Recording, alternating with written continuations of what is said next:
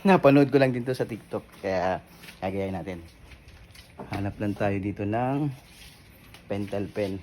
Gamitan lang natin ng pentel pen. Tapos kuha tayo ng typewriting.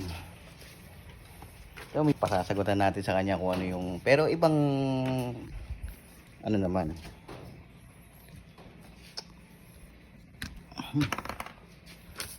Bigay tayo ng...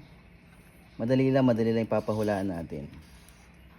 Isa kasi nakakasad din yung mga utos-utos sa atin eh. Di ba nagluto tayo nung ano? Kahapon, nung puso ano? Yan.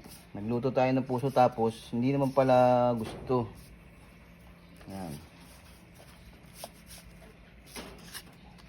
So ayan. Abala natin si Mrs.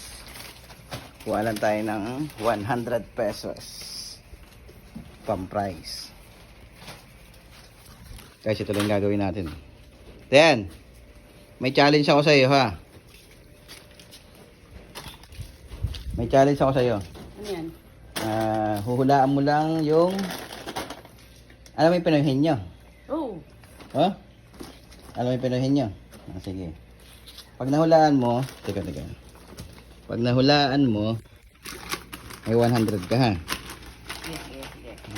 Ay hasi na 100. Ano? 100. O, mamaya ka na muna dyan. Umano ka muna. Mamaya ka muna dyan. Puro ka trabaho ah. Okay, magpahinga naman ha. Game. 100 ha. Pag nahulaan mo, may 100 ka. Aray ko! Tama. Ito. Tama.